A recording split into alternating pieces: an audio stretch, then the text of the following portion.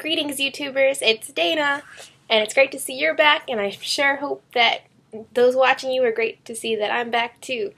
So I had my first class on Thursday. I know I'm a little late. I said I'd come back to you guys on Friday, but I actually had some fun with my friends, which I'm not going to get much of anymore. Portfolio, the first day was hectic.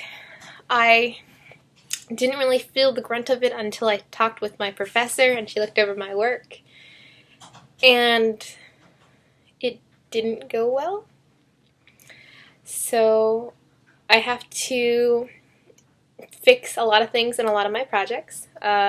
Eventually I'll start showing some of my work, but right now I'm still figuring out the video thing, and working on things is better than, or more important than, getting it up here. So what I should, or what I can help everyone with is some advice I got the day of starting Portfolio that anyone who's watching this ideally is going to be needing in the future. So my teacher went over a small portion of our lecture called 11 Things to Know Before Starting Portfolio. And the first thing she said was organize yourself right now. So you're supposed to have a dedicated workspace at home and at school. This is actually the same spot that I was doing this on yesterday. I have a little desk area set up, so I was pretty good at that. I like having all my art things nearby. I have like my tablet pens. If I needed to work on stuff, I have like my fixative for any charcoal. So anything I need is usually close by. So I have all my markers and pens and things within reach of my workstation. And if you don't have a workstation, you can at least, or you don't have an area for it, you can at least have a set of things where all your stuff's together. That would definitely help you. You also want to organize your files. I will try putting something right here that says how my file organization goes for my files, because it's actually very helpful. I learned it in one of my classes. So right here, I'll try it out. Second, back up your work right now. You don't want everything being on your computer or on a flash drive. As much as a flash drive is a little more helpful than a computer, a flash drive is a lot easier to get lost than an external hard drive. But even then, if you have a Google account, you have the Google, like a Google Drive that has a lot of space on it. You can put things there. You can get a subscription to Dropbox, and then you also can keep it on your computer. But things do happen, and you might need a new computer later. So you don't want to save everything in one spot. You're going to want to back up all the time. You do not want to be almost done with a project, have everything fail on you, and then realize the last time you backed up everything was halfway through. Number 3, save money. So our teacher said we're expecting to spend between $200 to over $1,000 on anything for Portfolio. So this includes your website and domain name, because you want it to not say like your Blogspot or Blogger. You don't want that. You want something professional. You're going to want to spend money on photography if you need someone to photograph anything that you have in real life, because mock-ups aren't as strong as taking a picture of something in real space. If you have a digital portfolio, you'll want to invest in a tablet.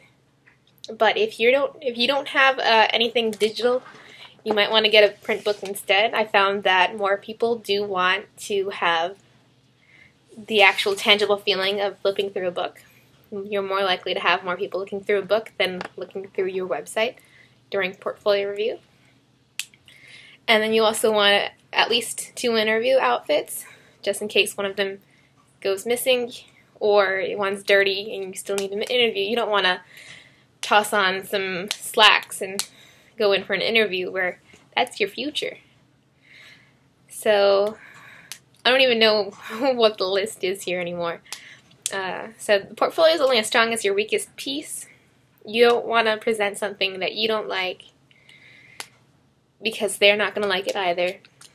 Your weakest piece is the only thing they're going to remember. So quality over quantity.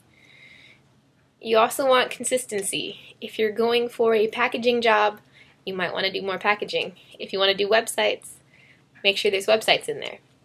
If you want absolutely nothing to do with a certain industry, do not put that kind of work in there. You want believability. The nicest compliment that a lot of students get is that a real company? And you want that. So you want it, all the touch points, which is how people interact, so logo, envelope, anything that they can get that reaches your, like anything that reaches your clients. Any way they interact with the business is called a touch point. So you want them all to work together so everyone knows it's the same company. So in your portfolio, especially for branding or advertising, we say include 5 campaigns and eliminate 2. So you want really 3 strong campaigns. So you're having about 26 pieces you want to show. There's a sweet spot somewhere that you want to hit where someone doesn't feel like they need more, but you also are not giving them too much that they don't want to go through all of it. You want to make sure you have a website portfolio that anyone can reach. This is actually going to have most of your work on it. And you want a digital or print portfolio, which is going to have the 3 campaigns that were mentioned before. If you have any passion projects, which if you didn't start any yet, you really should. A passion project is something you do on your own time, which shows that you have desires. It could be outside of design, but you also want it to be that you're not just designing when you're told to do something. You want to do something all the time. I like doing bookbinding things, so sometimes I'll get light projects that I want to do, or make a notebook or a sketchbook. It's really fun. Showcase. Let your work speak for itself. You want to sell the project.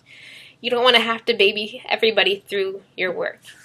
You want it to be a very simple thing that sometimes they might ask you questions and you can answer them, but you don't want to have to tell them why something is the way it is. It should almost be something that they don't really have to question what's wrong with it. Like, why is it this way? So when you're working on your portfolio, you want to first focus on the work, not how it's presented. And then once the work is done, you want to focus on how your work is presented. You don't want to keep messing around with how it's presented until everything's done. Also, what a lot of people have problems with is asking for advice. You want to ask the advice, listen to the advice, and then ideally you'll take the advice, but at the end of the day, you're the one making the decisions. You do want a professional to photograph your work.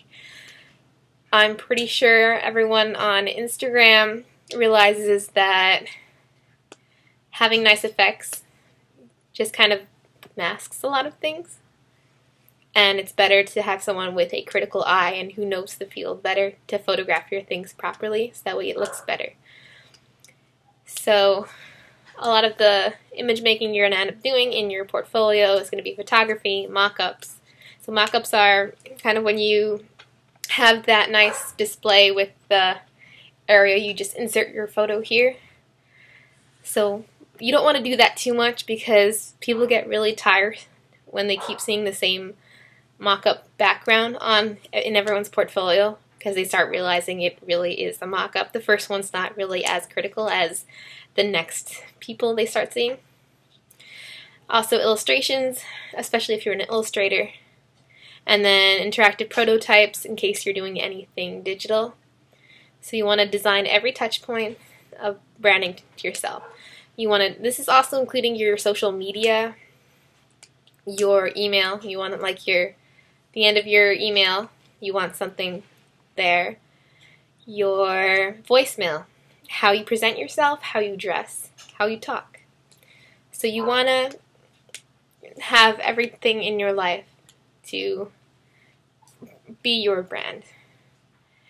And hopefully that's good for all of you, because right now I'm stressing out and this is all the time I have today because I have to get a lot of work done before I have my next class. But hopefully that works out for you. I'll see you guys next week. Hopefully things get better and less stress on the way.